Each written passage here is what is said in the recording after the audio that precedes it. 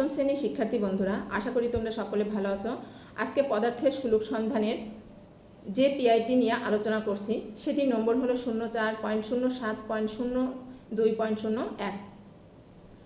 পারদর্শিতার নির্দেশকে দেওয়া রয়েছে বৈজ্ঞানিক পরীক্ষণের ক্ষেত্রে পরিমাপের নির্ধারিত প্রক্রিয়া অনুসরণ করে ফলাফলে উপনীত হচ্ছে। পারদর্শিতার নির্দেশকের মাত্রা চতুর্ভুজের ক্ষেত্রে দেওয়া রয়েছে বৈজ্ঞানিক পরীক্ষণের ক্ষেত্রে কোনো একভাবে পরিমাপের মাধ্যমে ফলাফলে উপনীত হচ্ছে।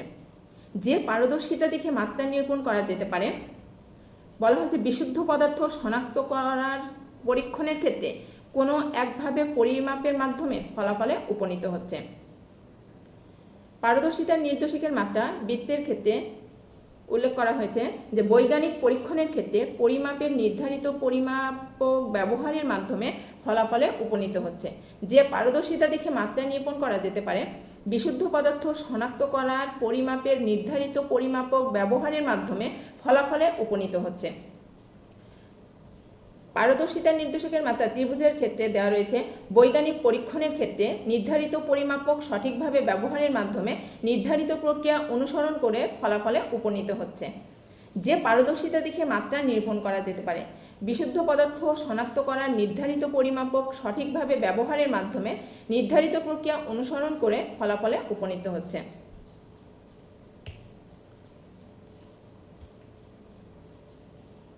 অষ্টম সেশনে যেটা রয়েছে এই পিআই এর আন্ডারে মৌলিক ও যৌগিক পদার্থ অর্থাৎ বিশুদ্ধ পদার্থের সাথে মিশ্রণের পার্থক্য তো জানলে, এখন বিশুদ্ধ পদার্থ শনাক্ত করার চেষ্টা করা যাক। অর্থাৎ যে পিআইটি নিয়ে আলোচনা করছি তারই নমুনা উত্তর আমরা এখানে বর্ণনা করছি। কাজ দেওয়া আছে একই রকম পাত্রের একটিতে আরেকটিতে একই পরিমাণ পানিতে লবণ মিশিয়ে রাখো। অন্য কোনো দলকে এই দুইটি পাত্র পরীক্ষা করে বলতে হবে কোনটা বিশুদ্ধ পানির পাত্র, অর্থাৎ মুখে দিয়ে স্বাদ নিয়ে বলা যাবে না। তোমরা দলকেও একইভাবে অন্য দলের দুই পাত্রের পানি আর মিশ্রণকে শনাক্ত করতে হবে। কিভাবে এই শনাক্ত করার কাজটি করা যায় বলো তো? একটা সহজ বুদ্ধি আছে। বিশুদ্ধ পদার্থের সাথে কিছু মেশালে এর গলনাঙ্ক আর স্ফুটনাঙ্ক কিন্তু পাল্টে যায়। কারণ ইতিমধ্যে তোমরা জানো যে বিশুদ্ধ পদার্থের গলনাঙ্ক এবং স্ফুটনাঙ্ক কিন্তু ফিক্সড থাকে, কিন্তু যখনই বিশুদ্ধ পদার্থের সাথে ভেজাল হিসেবে বা অন্য কিছু মিক্স করা হয় তখন তার গলনাঙ্ক এবং স্ফুটনাঙ্ক কিন্তু চেঞ্জ হয়ে যায়। আমরা জানি যে পানির স্ফুটনাঙ্ক 100 ডিগ্রি সেন্টিগ্রেড, কিন্তু পানির সাথে যদি তুমি লবণ বা চিনি মিক্সড করো তাহলে এর স্ফুটনাঙ্ক যদি তুমি দেখো সেক্ষেত্রে দেখা যাবে যে স্ফুটনাঙ্ক চেঞ্জ হয়ে গেছে। এই কথাটাই এখানে লিখেছি যে স্ফুটনাঙ্ক হিসাব করার মাধ্যমে কিন্তু এই প্রশ্নের উত্তর সহজেই বের করে ফেলা যায়। ভালোভাবে বুঝতে হলে এক কাজ করো, তোমাদের অনুসন্ধানী পাঠ বই থেকে বিশুদ্ধ পদার্থ শনাক্তকরণ অংশটুকু পড়ে নাও। এবার স্ফুটনাঙ্ক পরিমাপ করা পালা। পানি আর মিশ্রণ দুইটির ক্ষেত্রে দেখতে হবে কোন তাপমাত্রায় তা ফুটতে শুরু করে। স্ফুটনাঙ্ক মেপে দেখলেই বুঝবে এটি কি বিশুদ্ধ নাকি মিশ্রণ। তাহলে এখান থেকে কিন্তু আমরা একটা টেকনিক পেয়ে যাচ্ছি। এখন এই ক্ষেত্রে যে আমরা স্ফুটনাঙ্ক নির্ণয় করব সেক্ষেত্রে আমাদের প্রয়োজনীয় উপকরণ কি কি লাগবে? কাগজ, কলম, অনুসন্ধানী পাঠ বই, অনুশীলন বই, scale, pencil, poster paper, marker, beaker, পানি, তারজালি, ত্রিপদী stand, Bunsen burner stand, clamp, thermometer, দিয়াশলাই বা লাইটার। কাজের উদ্দেশ্য, কারণ আমরা কোন উদ্দেশ্যে আমরা এই পরীক্ষাটা করব, অর্থাৎ পানির স্ফুটনাঙ্ক পরিমাপ করা। কাজের ধরন কি? এটা দলগত কাজ। এরপর এই যে আমরা পরীক্ষাটা করব সেই কাজের কিন্তু ধারা রয়েছে। প্রথমে তোমাকে কি করতে হবে? প্রথমে সকল শিক্ষার্থীরা অনুসন্ধানী পাঠ বই থেকে বিশুদ্ধ পদার্থ শনাক্তকরণ অংশটুকু ভালোভাবে পড়ে নিতে হবে। কারণ তুমি যদি অনুসন্ধানী পাঠ বই থেকে বিশুদ্ধ পদার্থ শনাক্তকরণ অংশটুকু না পড়ো তাহলে তুমি এই কাজটি করতে পারবে না। এরপরে বলা হচ্ছে সব শিক্ষার্থী ছোট ছোট দলে ভাগ হয়ে যাবে, যেহেতু এটি দলগত কাজ। এরপরে প্রতিটি দলে দুটি একই রকমের পাত্রের একটিতে লবণ পানির মিশ্রণ এবং অন্যটিতে পানি রাখবে।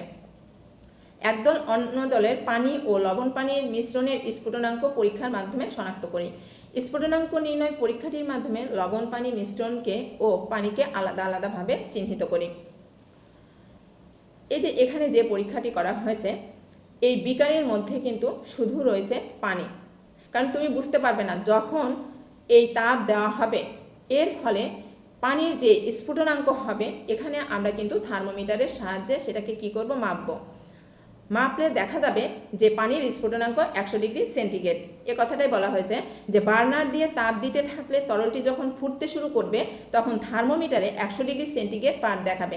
এ থেকে বোঝা যাবে যে এই পাত্রে পানি রয়েছে, কারণ আমরা ইতিমধ্যে জেনেছি যে পানির স্ফুটনাঙ্ক 100 ডিগ্রি সেন্টিগ্রেড। তাহলে এখান থেকে আমরা বুঝতে পারবো যে এই বিকারের পানিটা হচ্ছে বিশুদ্ধ।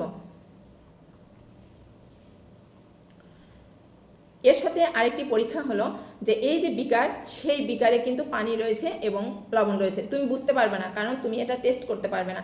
এ কারণে এই বার্নার দিয়ে বিকারে যে পানি আছে সেটাকে কি করবে, তাপ দিতে হবে। তাপ দিলে তরলটি যখন ফুটতে শুরু করবে তখন থার্মোমিটারে সেই পাঠটি নিতে হবে, অর্থাৎ দেখতে হবে যে এই ক্ষেত্রে স্ফুটনাঙ্ক হবে 108.7 ডিগ্রি সেন্টিগ্রেড। তাহলে আমরা বুঝবো এখানে কিন্তু শুধু পানি নাই, তার মানে কি এই পানির সাথে কিন্তু তোমার মিক্সড আছে অন্য কোনো পদার্থ, যেটা হচ্ছে লবণ। তাহলে আমরা এখান থেকে বুঝতে পারলাম যে প্রথম পাত্রে ছিল পানি এবং তার স্ফুটনাঙ্ক ছিল 100 ডিগ্রি সেন্টিগ্রেড, এবং দ্বিতীয় ক্ষেত্রে আমরা দেখেছি যে এর স্ফুটনাঙ্ক 108.7 ডিগ্রি সেন্টিগ্রেড, অর্থাৎ এই পাত্রতে বোঝা যাচ্ছে যে এটি বিশুদ্ধ নয়।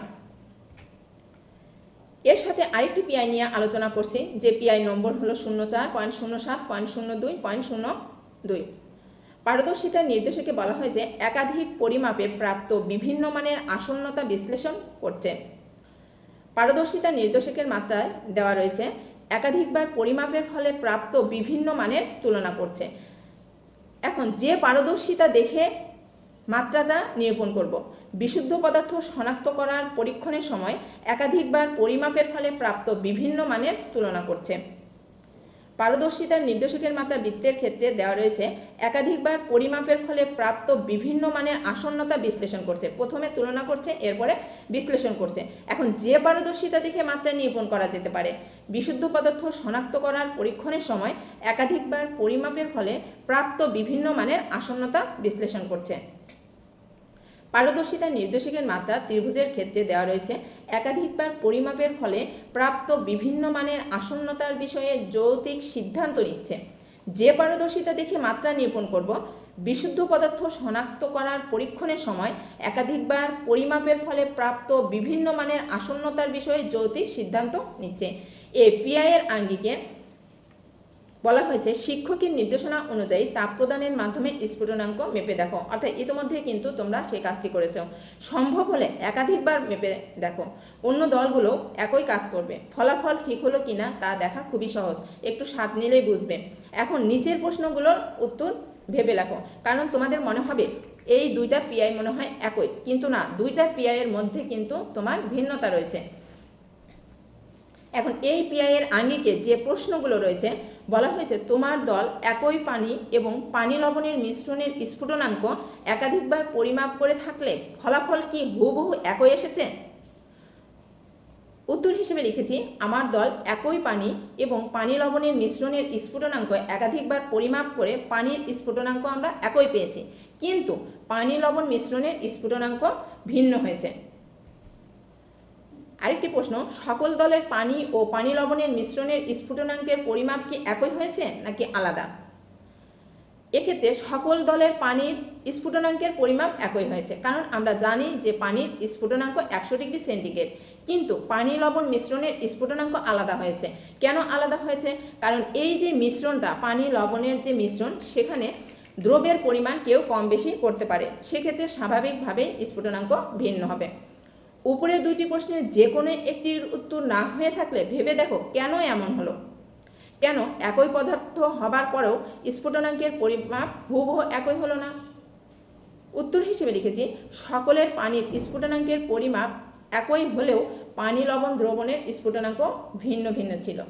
এর কারণ হচ্ছে দ্রব্য, যেটা অলরেডি বলেছি যে এই যে পানি লবণের যে মিশ্রণ, সেই সময় দ্রব্যের পরিমাণটা কেউ কম বেশি করতে পারে। তো কম বেশির কারণে কিন্তু স্বাভাবিকভাবে লবণ পানির স্ফুটনাঙ্ক বিভিন্ন দলের ভিন্ন ভিন্ন হবে।